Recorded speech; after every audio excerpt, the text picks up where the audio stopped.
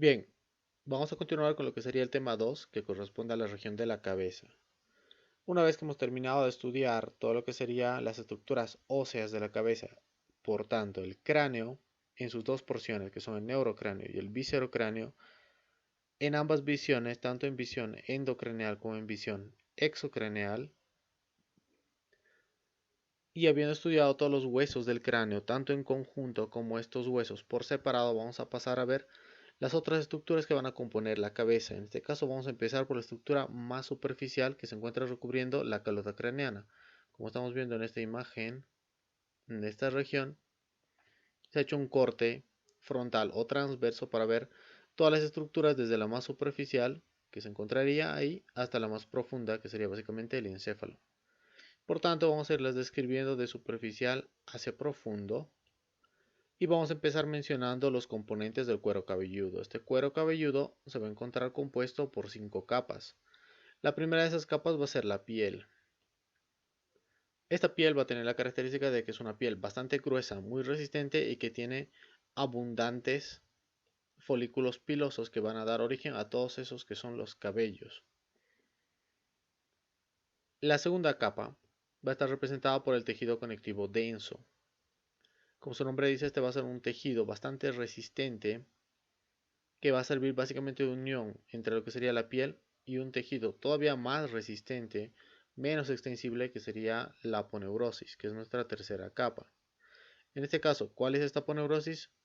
Esta aponeurosis es la denominada aponeurosis epicraneal, que es básicamente una porción de tejido conectivo denso que funciona como una especie de tendón entre dos vientres musculares, que serían el vientre frontal que se encontraría aquí adelante y el vientre occipital que se encontraría atrás, ambos de un músculo conocido como músculo occipito frontal. Estas tres capas van a actuar en conjunto y se las va a conocer como cuero cabelludo verdadero. Las otras dos capas van a ser unas capas que se encuentran más profundamente y que no forman parte del denominado cuero cabelludo verdadero. Van a ser la cuarta capa, que sería el tejido conectivo laxo. Esta capa, como su nombre indica, es laxa, por tanto, va a permitir que las capas superiores se muevan con un cierto grado de soltura, y también va a ser un sitio en el cual se puede acumular tanto sangre ante traumatismos y por tanto sitio de formación de hematomas, como infecciones. Es que alguna bacteria llegaría hasta esta capa, por ejemplo a través de una herida. Va a ser un sitio por el cual se van a formar infecciones y pueden acumularse debido a su laxitud en forma de abscesos. La última capa, la capa más profunda del cuero cabelludo, estaría compuesta por el pericráneo, que es básicamente el periósteo de los huesos del cráneo, de ahí su nombre. Esas son las 5 capas del cuero cabelludo. Por debajo de estas encontraríamos los huesos del cráneo. Estos huesos del cráneo, como ya hemos ido hablando, están compuestos por tejido óseo compacto y tejido óseo esponjoso. El tejido óseo compacto se va a encontrar en dos capas. La capa más superficial, que se va a denominar teca externa, y la capa más profunda, que se va a denominar teca interna. Entre ambas va a haber una parte de tejido esponjoso o de tejido óseo esponjoso que se conoce como diploe. Por tanto, esas son las tres capas que tiene básicamente un hueso del cráneo en un corte transverso.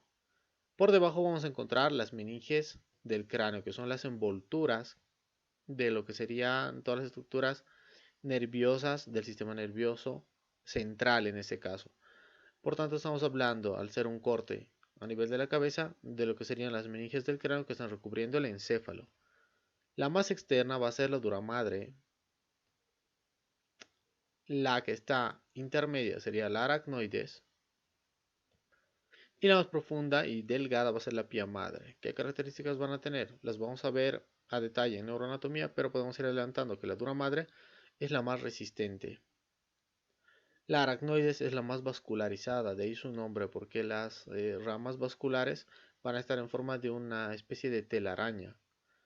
Y la pía madre va a ser la más delgada y la que está en contacto directo con lo que sería el tejido nervioso, es decir, va a estar justo revistiendo lo que serían las superficies, en este caso del encéfalo. Por dentro tendríamos ya el encéfalo con sus dos capas, esta capa de aquí que sería la porción de sustancia gris y toda esta parte de aquí que sería la sustancia blanca.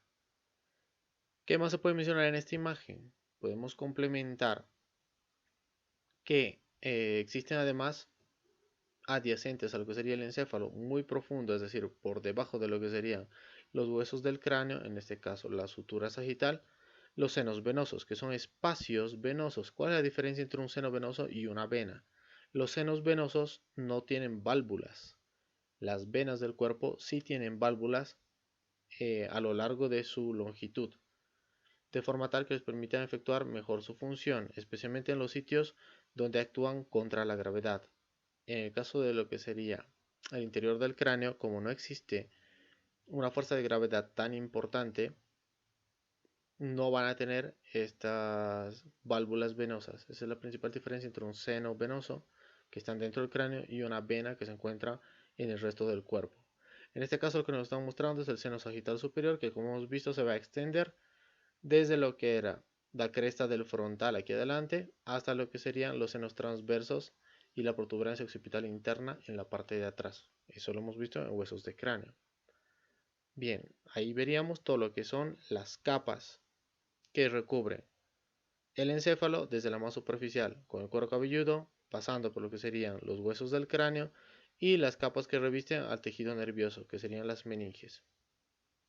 Pasamos ahora a ver lo que serían los músculos del cuero cabelludo y de la cara.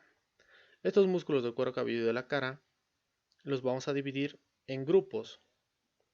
Vamos a empezar hablando de lo que serían las generalidades de todos estos. Los músculos de la cara y del cuero cabelludo son denominados también músculos faciales o músculos de la expresión facial. Se van a localizar en todo lo que sería el tejido celular subcutáneo, tanto de la región de la cara como de la región del cuero cabelludo. Y se van a encontrar adheridos tanto a estructuras óseas como a estructuras más superficiales como la piel o las mucosas, en este caso por ejemplo la mucosa de los labios. ¿Cuál va a ser su misión principal? La misión principal que estos tienen es mover la piel para cambiar las expresiones faciales, es decir, van a ser los músculos encargados de todo lo que sería la mímica de la cara. Todos estos se van a desarrollar a partir de lo que sería el mesodermo. ¿De qué parte? De los segundos arcos faringeos. Esto lo van a ver con más detalle en embriología. ¿Qué otra cosa van a tener todos en común? Todos estos van a tener en común que están inervados por alguna rama del séptimo par craneal, es decir, el par craneal denominado facial. ¿Por qué es importante esto? Porque cuando hablemos de lo que es inervación de la cara, existen dos tipos de inervaciones básicamente. Tenemos la inervación sensitiva, la que se va a encargar de, por ejemplo, el dolor, la temperatura, la vibración, el tacto, que está dada por el quinto par craneal, también conocido como trigémino. Y vamos a tener también una inervación motora, es decir, la inervación para todo lo que serían los movimientos dados principalmente por músculos, que va a estar dado por el par craneal 7. Este séptimo par craneal es el denominado facial. ¿Por qué se denomina par craneal facial? Precisamente porque se encarga de los músculos faciales o los músculos de la expresión facial.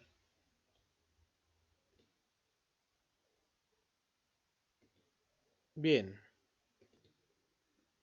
ahora hablando específicamente de estos músculos de la expresión facial, vamos a decir que en general son entre 20 y 21 músculos faciales, de los cuales 17 son los más importantes. ¿Cuáles serían esos músculos entonces menos importantes? Van a ser los que son inconstantes. Por ejemplo, aquí vemos el auricular anterior. Aquí tenemos el auricular superior y aquí tenemos el auricular posterior. Son músculos que en general están muy poco desarrollados en el ser humano. En los animales sí que funcionan, por ejemplo en los perros, donde van a participar en los movimientos de lo que serían las orejas.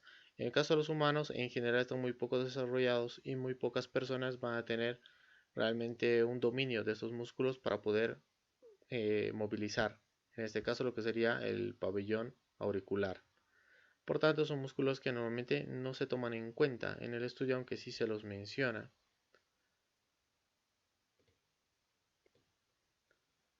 Bien, los músculos que a nosotros sí que nos importa van a ser los músculos de la expresión facial, que como hemos dicho van a ser 17 los más importantes. Los vamos a dividir en grupos debido a que como son bastantes, para facilitar su memorización y el entendimiento del tema, los vamos a dividir en diferentes grupos. El primer grupo va a estar compuesto por solamente 3 músculos y van a ser este de aquí, que sería el occipito frontal, que lo vamos a ver mejor en esta visión. Como estamos viendo, va a ser un músculo que se extiende desde la región frontal hasta la región occipital, es todo este músculo de aquí. Entonces todo este músculo, que es el músculo occipito frontal, como están viendo, es un músculo complejo, debido a que tiene un vientre anterior, denominado vientre frontal, un vientre posterior, denominado vientre occipital, y en medio de ambos la aponeurosis epicraneal, que correspondía a la tercera capa del cuero cabelludo. Este músculo lo vamos a estudiar conjuntamente con otros dos músculos. Esos otros dos músculos van a ser este de aquí, que se conoce como corrugador de la ceja o también denominado corrugador superciliar. Y el tercer músculo que vamos a estudiar en este caso va a ser este de aquí, que se conoce como orbicular del ojo, también conocido como orbicular de los párpados en algunos libros. Estos tres músculos, ¿por qué los vamos a estudiar en conjunto? Porque todos van a estar inervados de forma mayoritaria o de forma total por lo que sería la primera rama del nervio facial, que se conoce como nervio temporal. Entonces, que van a tener en común estos tres músculos que están inervados por el nervio temporal, primera rama o rama más superior de lo que sería el nervio temporal, que lo estamos viendo aquí. Esta rama normalmente no la contamos dentro de lo que sería el estudio de músculos faciales debido a que se va a dirigir solamente a dos músculos pequeñitos. Normalmente se cuentan estas tres ramas para que vayan entendiendo. Lo vamos a ver un poco más a detalle, este nervio facial, más adelante, pero para que vayamos entendiendo cómo se ha hecho la división de estos grupos para su estudio, vamos a dividir en 5 ramas a este facial. Esas 5 ramas se van a originar en un plexo que queda por dentro de la glándula parótida, que es la glándula salival más grande del cuerpo que se va a encontrar en esa región. Entonces, estos nervios van a estar atravesados, mezclados en todo lo que sería el interior de la glándula parótida y van a salir como 3 ramas principales. La que esté más arriba va a ser la rama temporal, la siguiente va a ser la rama cigomática, que es la más pequeña, luego vamos a tener la rama bucal, después vamos a tener la rama marginal mandibular y por último vamos a tener la quinta rama que se conoce como rama cervical. Entonces tenemos esas 5 ramas que se dirigen hacia lo que sería la región facial. Esta otra rama que no sería como una rama terminal sino es una rama colateral, que decíamos que era menos importante, es la auricular posterior. Entonces, para el estudio de lo que serían los músculos de la cara o de la región facial, los vamos a agrupar de acuerdo a lo que sería a diversos criterios. En este caso hemos utilizado el nervio